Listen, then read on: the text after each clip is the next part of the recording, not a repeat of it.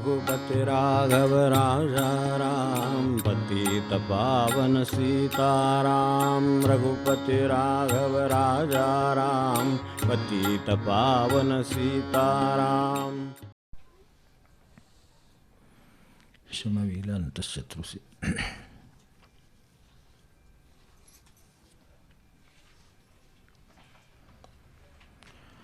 शत्रू अशासाठी की मित्र मदतीला येतो, शत्रू आपला हिताचा घात करतो म्हणून शत्रू, आणि त्यातही अंतःशत्रू किंवा बाह्य शत्रूसाठी जसे तो घात करणार, भले देशाचा हिताचा असो, बाहेरच्या आपल्या पातळीवर कुठल्या विषयात असो, तर तो जसा त्या अर्थाने शत्रू ठरतो की तो आपला घात करतो, नुकसान करतो, मार गाडवतो, काही असेल, तसं अंतःशत्रू हा आयुष्यभर माणसाचा पाठलाग करीतच असतो शेवटपर्यंत. हे त्यातलेच अनेक आहेत गोष्टी ज्याच्यात आपण स्वामित्वाचं पाहिलं, लोभाचं पाहिलं, अपेक्षांचं गेल्या वेळा बघत होतो, संपत नाही. तसा संदेह हा सुद्धा एक अंतःशत्रू आहे, संपत नाही, कितीही मनात संदेह येतोच. आणि बुद्धी, सर्वसामान्य बुद्धीसुद्धा, बुद्धीचा गुणच येतो की तिच्यात, गुण म्हणजे वैशिष्ट्य आहे, तिचे फार मोठा चांगला गुण नाही, पण तिचा शंका घेऊन एखादं प्रमेय जर तिने शोधायचं ठरवलं तर त्याच बुद्धीचा उपयोग आहे. ती काहीतरी मांडत जाईल आणि शेवटी त्याचा निष्कर्ष निघून आपल्याला एखादं उत्तर मिळेल. आपल्या जे व्यवहारामध्ये जे शिक्षणात आपण बघतो ते असं आहे की तिथे आपल्याला ते मांडत जातो पायऱ्या पायऱ्याने शेवटी, कारण प्रत्येक गोष्टीबद्दल त्या संदेह आहे, शंका आहे, ती शंका घेतली म्हणून उत्तर मिळालं.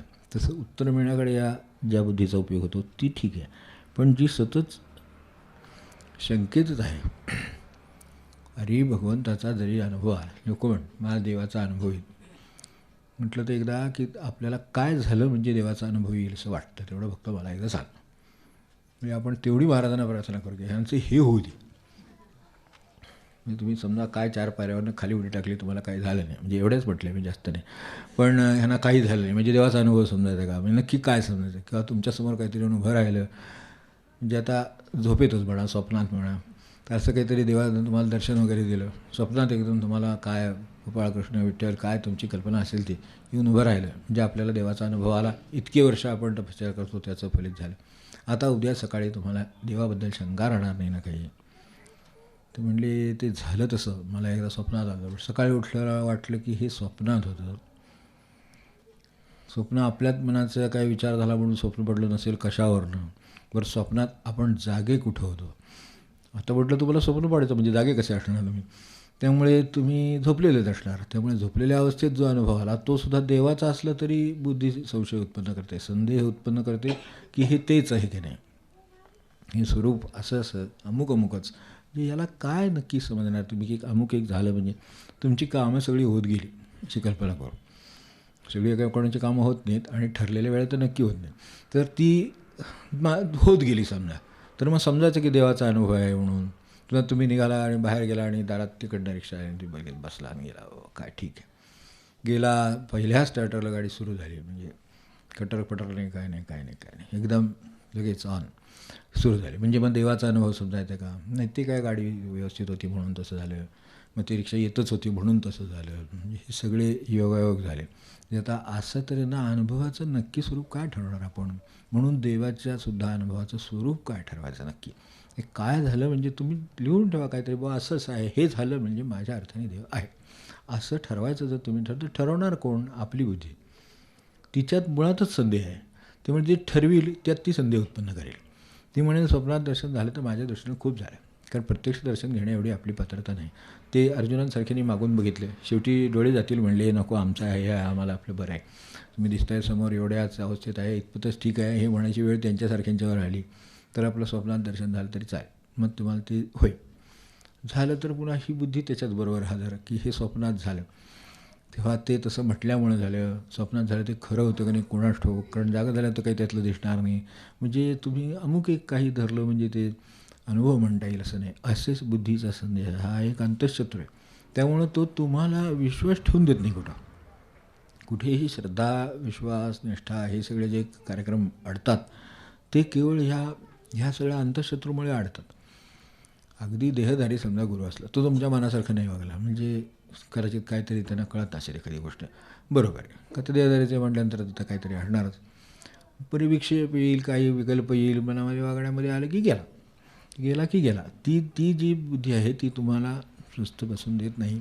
ती तुमच्या सतत मनात चिकित्सा आणि वादळ उत्पन्न करीत राहते आणि ती शेवटी पुन्हा दिलेल्या अनुभवाला किंवा आलेल्या अनुभवाला म्हणा, ती पुन्हा खोटं ठरवायला तीच तयार होते.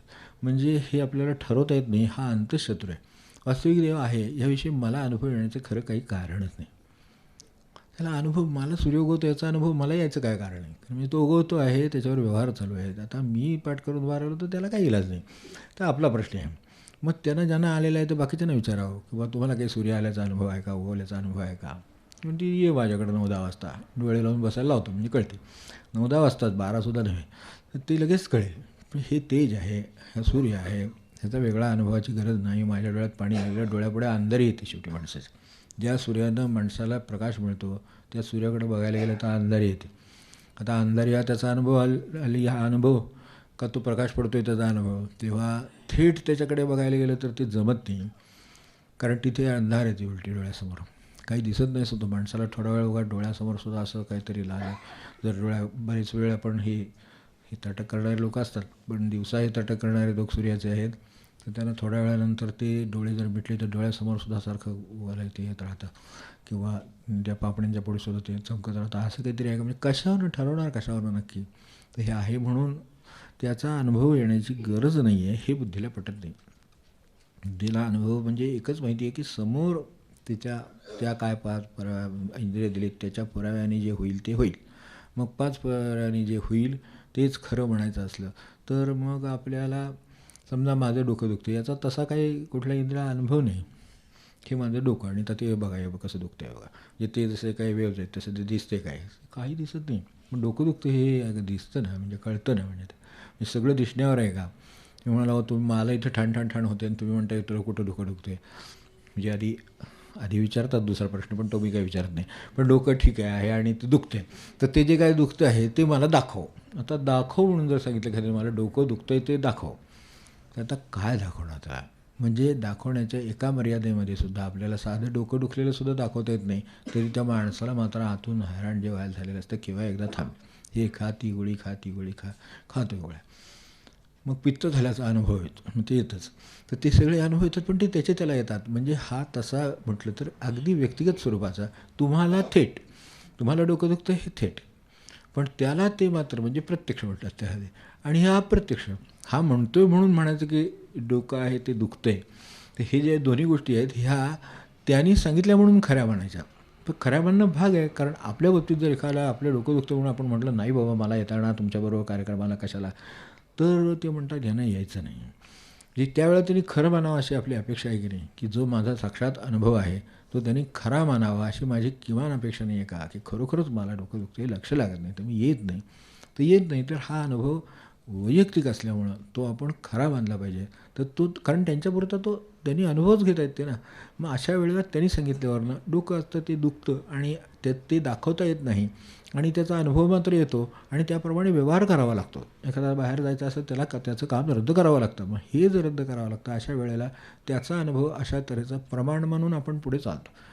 कारण का, तर तो जो सांगतो आहे तो खरं सांगतो आहे, तो काही मुद्दाम काम चुकवण्यासाठी सांगत नाही का, त्याला ऑफिसला जायचं नाही म्हणून सांगत नाही आहे, असं त्याचं नाही आहे. त्याच्या मनात नाही आहे आणि ते तसं आहे असं नाही आहे, त्याच्या खरोखरच त्याची करायची तयारी आहे, पण त्याचं डोकं दुखतं नाही त्याला काम करता येत. मग अशा वेळेला जो अनुभव आपल्याला आलेला नाही तो ज्याला आलेला आहे तो जर निस्वार्थी आणि खरा असेल तर त्याचा अनुभव आपण प्रमाण मानतो, यालाच आप्तवाक्य म्हणतो. तेव्हा संतांचा अनुभव प्रमाण का, तर त्यांना अनुभवच आहे आणि त्यांना स्वतःला स्वार्थ नाही, त्यामुळं त्यांचा अनुभव प्रमाण म्हणून चालावं. म्हणून आप्तवाक्य प्रमाण हा आपल्याकडे मुद्दाम जो शब्द प्रमाण जे म्हटलं ते अशा तऱ्हेचं आहे की त्यांनी सांगितलं आम्हाला अनुभव आला आहे, तर श्रद्धस्व सौम्य, त्यांनी त्याला तेवढंच म्हटलं श्रद्धस्व सौम्य, तू श्रद्धा ठेव तर तुला अनुभव येईल.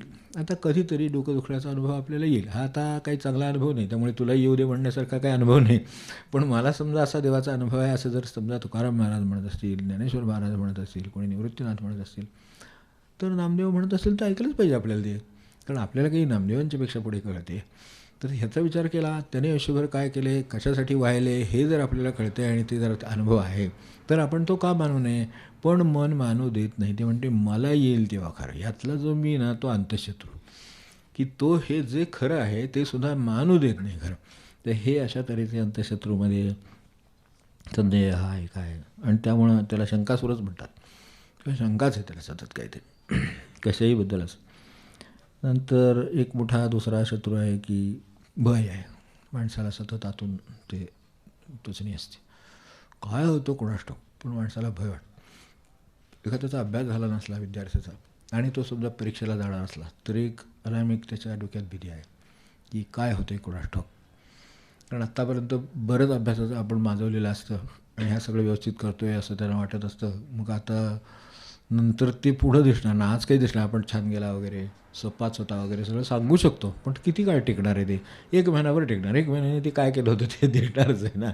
मग त्यामुळे ते जे दिसणार त्याची भीती वाटते. समजा माझा अभ्यास झाला नसला, भयाचाच विचार करू, अभ्यास झाला नाही आणि मला किती पडणार, साधारण मला माहिती आहे की एवढे पडू शकतात. मग तसं आपलं मनाने का म्हणू नये की एवढे पडतील. कारण शेवटी गाठ सगळ्यात शेवटी परमेश्वर म्हणजे सत्यरूप आहे, तिथे गाठ पडणार. सत्यम ज्ञानम अनंतम, तिथे तुम्हाला गाठ पडणारच आहे. तर त्यावेळेला जेवढे पडणार आहेत जे आपल्याला वाटते तेवढेच म्हणावेत. नाही खूप छान गेलं, काय यावेळेला काय प्रॉब्लेम नाही वगैरे असं काही म्हणायचं कारण नाही. एवढा प्रॉब्लेम आहे असं म्हणावं वाटतं. मग त्यानं भय कमी होतं वाटतं.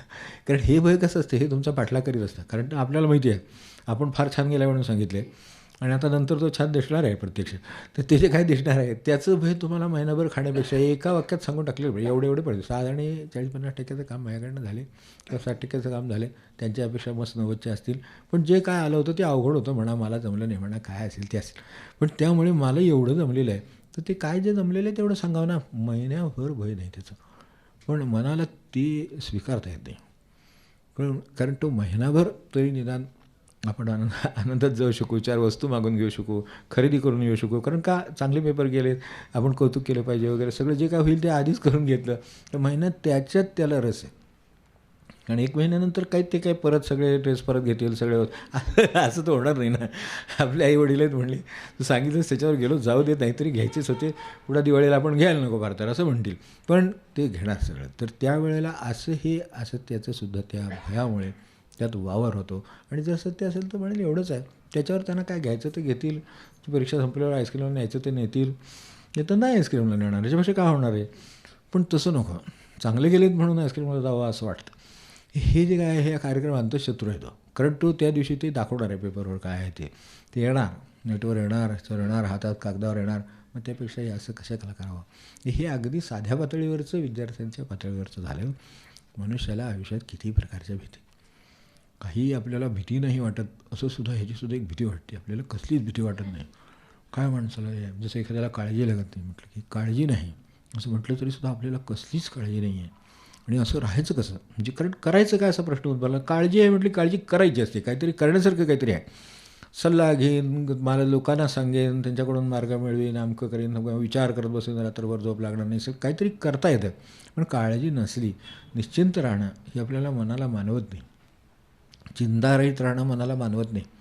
त्याला सारखं असं काहीतरी पाहिजे आहे, चिंतेला विषय, तो मिळाला की त्याला काम मिळालं. ते असले मन आहे म्हणून हे अंतःशत्रू आहे मन, म्हणजे सगळ्यात मोठं. तर त्याच्यातच हे वावरतं सगळं. अप्रतिष्ठा होईल किंवा काय आता होईल जास्तीत जास्त. तर समजा मला कमी मार्क मिळाले, जसं आहे तसं एखाद्या मोठ्या परीक्षेला बसला आहे तर तिथं, किंवा एखादं काम दिलं आहे तर ते प्रोजेक्ट आहे समजा, ते नाही आपल्या हातनं व्यवस्थित झालं, वेळेत झालं नाही, अपेक्षेप्रमाणे झालं नाही, तर आपण जे एवढं केलं आहे त्याचं आपणच सांगितलेलं असतं ना. मग आता त्याच वेळेला हे पण सांगून ठेवावं की याचं असं होऊ शकतं. पण तसं नाही. त्यावेळेला असं वाटतं की हे सगळं होणार आहे असं सांगावं. तेवढा काळ जातो, मुलाचा जातो, तसंच येतो, मोठ्याचा पण त्या पातळीवर जातो आणि यशस्वी होणार म्हणून. प्रत्यक्षात यशस्वी होत नाही. मग त्यावेळेला माणसाला दुःख देतं ते. म्हणजे शत्रू केवळ कुठला, की जो आपल्या सुखाच्या आड आला तो अंतःशत्रू. त्यामध्ये अनेक शत्रू आहेत, ते बाह्य शत्रूसुद्धा आपल्या सुखाच्या आड आहेत. शत्रू म्हणत नाहीत त्यांना, ती परिस्थिती आहे खरं म्हणजे. आता हे म्हणून सांगितलं की ऋतूंना निंदेत तद्व्रतम. आता थंडी आहे एवढी, त्याचा किती त्रास होतो आहे सगळ्याला तर आपल्याला माहिती आहे की थंडीचा खूप त्रास आहे. पण थंडीचा संबंध जगाचा व्यवहार चालायला काही उपयोग आहे आणि त्यासाठी सृष्टीच्या चक्राचा भाग आहे तो.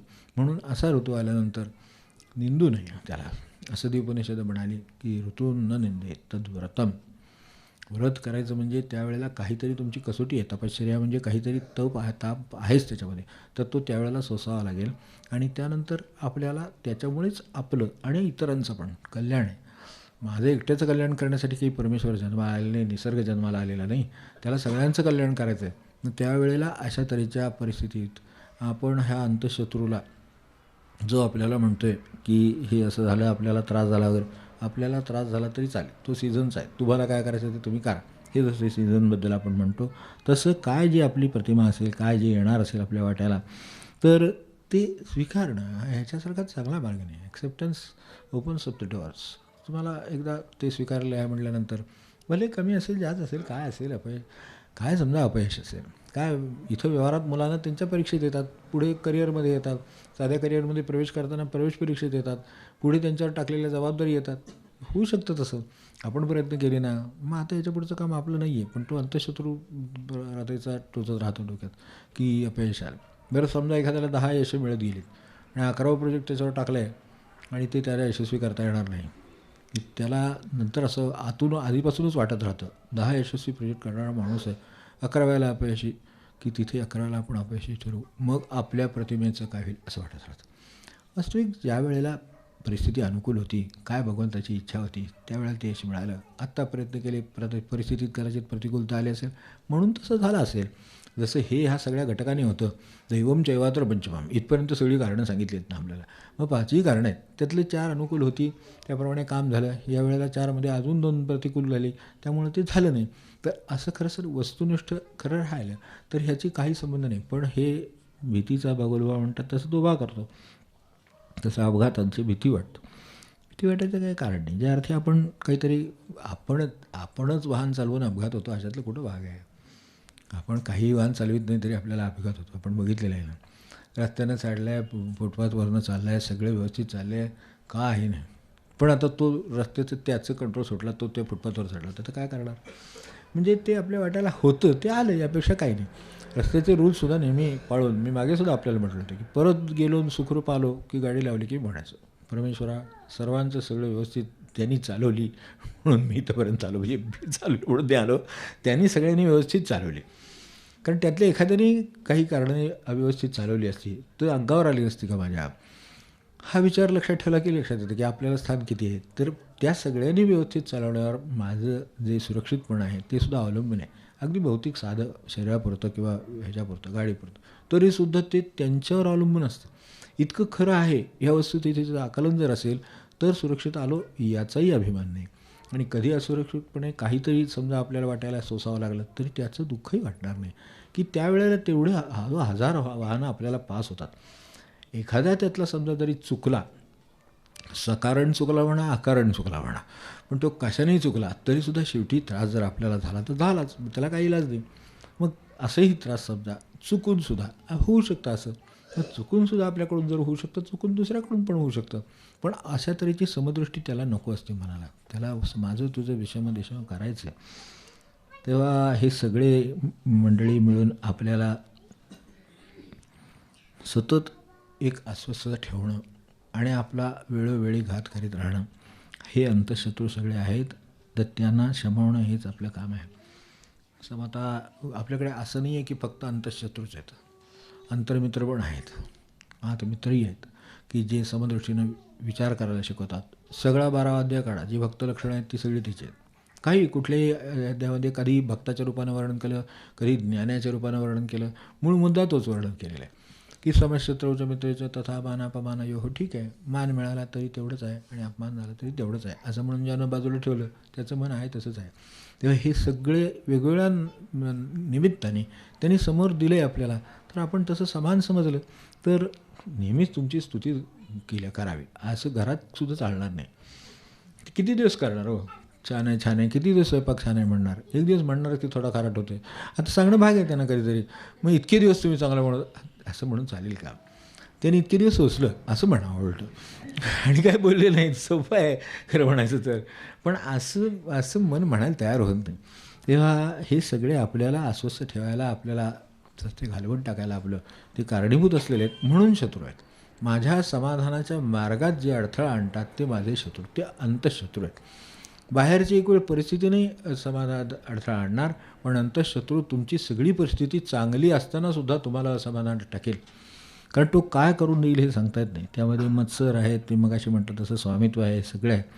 तेव्हा काही ना ते एकाकीपणाची मोठी भीती वाटते. भयात सुद्धा किती भय, असंख्य भय, म्हणजे भय व्यापिले सर्व ब्रह्मांड आहे. हे जे आहे ते हयावं समर्थांचं काय विचार केला असेल त्यांनी, कुठे असतील ते काय सार्वत्रिक सत्य आहेत, कुठेही जा. तर त्यावेळेला एकाकीपणाची भीती वाटते की ते बंगल्यात एकटे किंवा आणखीन एका ठिकाणी प्रवास एकटा, कसल्याही बाबतीत ते एकटेपण वाटलं की त्यांना भीती वाटते. वास्तविक एकटेपणा असलं की काही काम नाही, दुसऱ्याचा ताप नाही.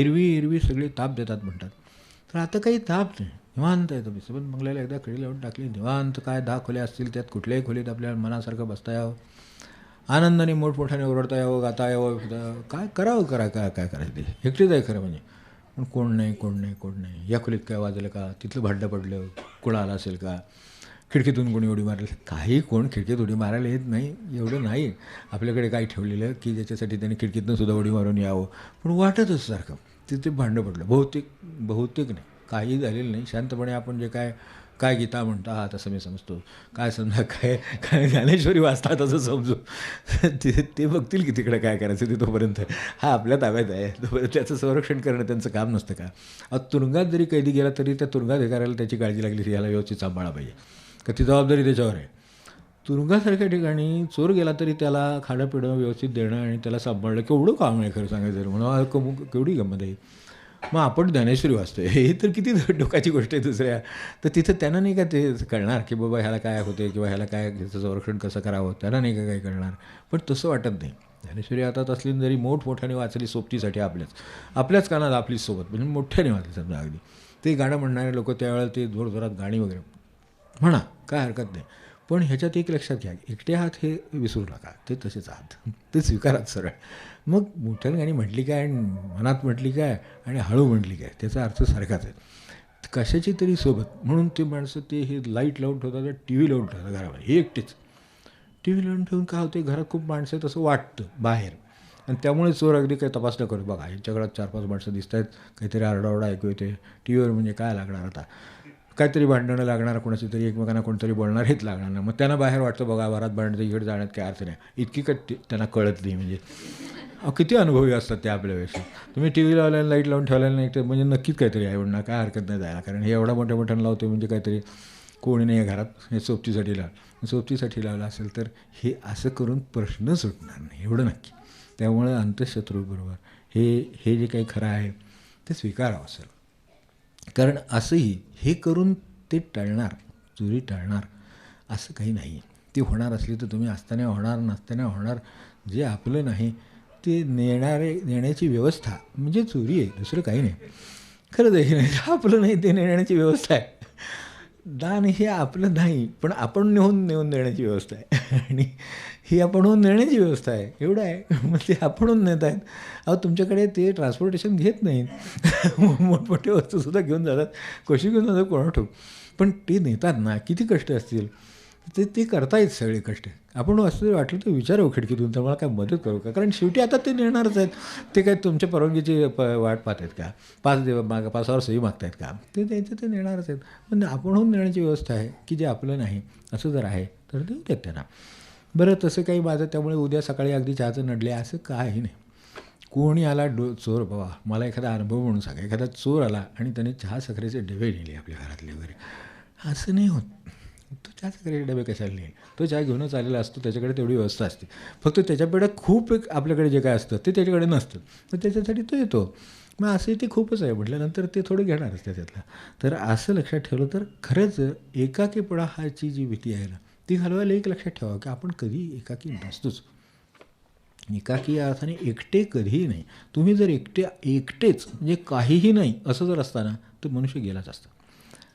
श्वास नाही का सोबत तुमच्या, श्वास आहे, त्याची सोबत आहे म्हटल्यानंतर तुम्ही एकटे असू शकत नाही. तुम्ही आणि तुमचा श्वास हे आहेत, कारण श्वास काही तुमच्या हातातला नाही आहे. आपल्यात येऊन जातो म्हणून काय आपला होतो काय, तो भाडेकरू राहायला म्हणजे माझं घर आहे म्हणतो, तसलं नाही आहे ते. तर श्वास आला आहे तर श्वास बेराना पाहुणा, आना होय न होय अशापैकी आहे तो. त्यामुळं तो पाहुणा आहे, आला म्हणून आला, नाही आला तर नाही आला, आपल्या हातात नाही आहे काही. त्यामुळं श्वास बिराना पाहुणा ते बरोबर दोह्यात म्हणले, आना होय न होय. मग आता त्याला म्हणून सांगितलं, श्वास श्वास पे हारा भजो, वृषा वृथा श्वास मत खोय. हे का सावध करावं लागलं की तो बिराना पाहुणा आहे. मग असू दे ना, तो पाहुणा असला तरी रोज प्रत्येक क्षणी आपल्यासोबत आहे. मग आपण एकटे कसे असू. तो श्वास हे भगवंताचं प्रतीक आहे, आपल्याला जिवंत ठेवण्यासाठी दिलेलं प्रतीक आहे. मग ते आपल्याबरोबर कायम आहे. तुम्ही एकटे त्या बंगल्यात असा, काय खोलीत असा, नाहीतर आणि कोणी असू दे, काय फरक पडत नाही. ती ही सोबत कायमची आहे. तशी भगवंताची सोबत, चैतन्यात्मक तुझी जो होती प्रेमळ संगती, ती हीच. तिथे भान येत नाही. आता ह्याला काय करावं. ते भान देण्यासाठी हे सगळं सांगतायत, तर तेवढं आपण लक्षात ठेवावं आणि मग विचार करावा की आपण खऱ्या अर्थाने भय किंवा चिंता करण्यासारखं काही आहे का. महाराज जे म्हणले, हा मुलगा काळजी करत नाही, महाराजांचं म्हणणं अगदी थेट आणि बरोबर असतं. काही काळजी नाही, याला उन्हाळकी करतो, हे करतो, असं अभ्यासात लक्ष देत नाही, पुढे याचं कसं होणार मला काळजी लागली. ते म्हणले त्याचं आपण नंतर बघू, तुम्ही आयुष्यभर एवढी काळजी केली. आता ह्यांनी जर 50-60 वर्षे काळजी केली तर तुम्हाला किती समाधान आहे. सगळी काळजी केल्यामुळे तुम्हाला काय मिळालं. ते म्हणले नाही, मला म्हणणं परत अस्वस्थता येते, हे होतं. ते म्हणले होईल त्याचं, त्यानं काही काळजी करू नये अभ्यासाची, असं माझं म्हणणं नाही. पण मुळात आपण काळजी करून काही फार मोठं केलेलं असतं, मिळवलेलं असतं, अशातला भाग नाही. उरतं कर्तव्य करून जे मिळवेल ते चिंता करून कधीच मिळवणार नाही. तुम्ही बघा नेहमी आपल्या व्यवहारामध्ये सुद्धा आपल्याला जर समजा कशाची चिंता नाही असं एकदा ठरलं की नाही, ती गोष्ट व्हायला सुरुवात होते बरोबर. पण तिचं म्हणजे ते न मागेत ह्याची रमा होया दासी, तसं तो पैशाच्या मागे लागला की पैसा पुढं पळतात. तो पैशाकडे पाठ फिरून निघाला की पैसा मागणं येतो. अरे ह्याला दिलं पाहिजे, हा काय आपल्याकडे मागायला येत नाही, ह्याला आपणहून दिलं पाहिजे, असं पद्धतच अशी आहे. तर त्यामुळं आपण विचार करायला हरकत नाही. हे सगळे अंतशत्रू आहेत. आतल्या बाजूला नुसतेच शत्रू नाहीत, आपल्याला सहाय्य करणारी जी मंडळी आहेत ती सुद्धा आतच बसलेली आहेत. त्यांचा परिचय करून घ्यायचा आहे. बघू रामरायाची काय इच्छा असेल त्यानुसार तो कधीतरी पुढे होईल. तर आपल्याला जे काही करुणा आहे, सत्य आहे, प्रेम आहे, क्षमाशीलपणा आहे, हा कुठे आहे. हात सुद्धा आतच आहे. त्यामुळं त्या अर्थाने आत जसे शत्रू आहेत तसे आत मित्र पण आहेत. आता फक्त तो जो आतला मित्र आहे त्याच्याशी मैत्री करावी. शत्रूनं आपलं बराई या म्हणा काय असेल तर, जसं ते हे ठेवतात, वाडी ठेवतात, बुधाची वाडी, ह्याची वाडी, त्याची वाडी, तसं आपलं बाजूला काढून ठेवावं. हे मत्सराच्या नावाने, हे स्वामित्वाच्या नावाने, हे भयाच्या नावाने, ह्याच्या नावाने, त्याच्या नावाने काढून ठेवावं आणि बराई या म्हणा, आपलं संतुष्ट राहावं कुठे असेल तिथे. आमच्याकडे काही आवश्यकता नाही. आणि जे करुणा, दया, शांती, प्रेम काय असेल ना, त्यांना शांत जेवायला घालावं, राहा म्हणा. काय आमचं असं खरं म्हटलं तर सोपं, म्हणलं तर अवघड आहे. आता हे समजून घेण्याचं योग जसा असेल पुढे तसं होईल.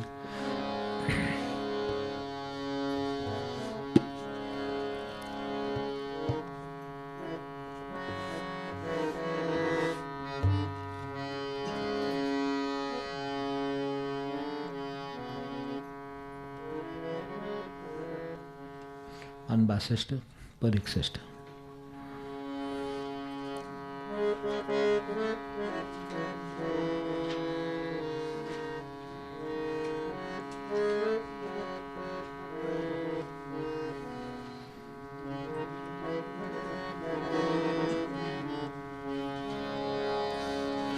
संतजनी परिसावी, संतजनी परिसावी, माझे शेवटची विनवणी,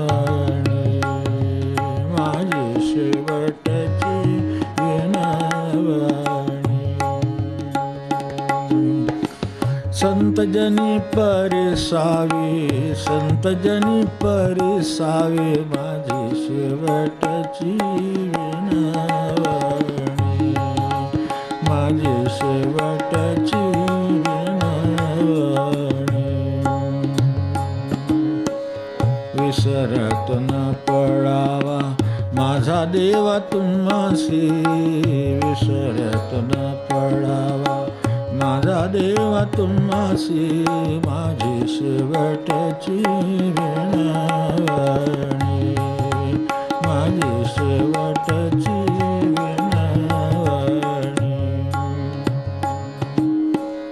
आता फार बोलू काही अवघे पायी विदित, आता फार बोलू काही अवघे पायी विदित, माझी शेवटची विनवणी, माझी शेवटची विनवणी.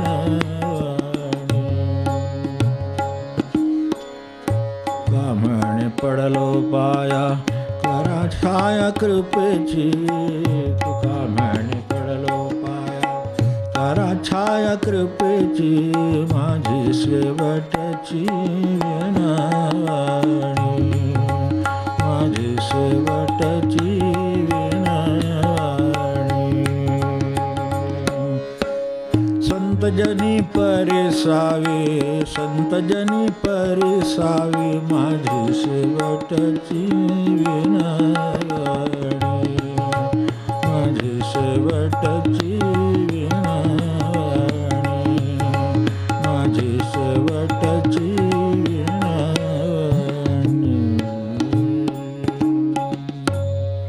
जानकी जीवनस्मरण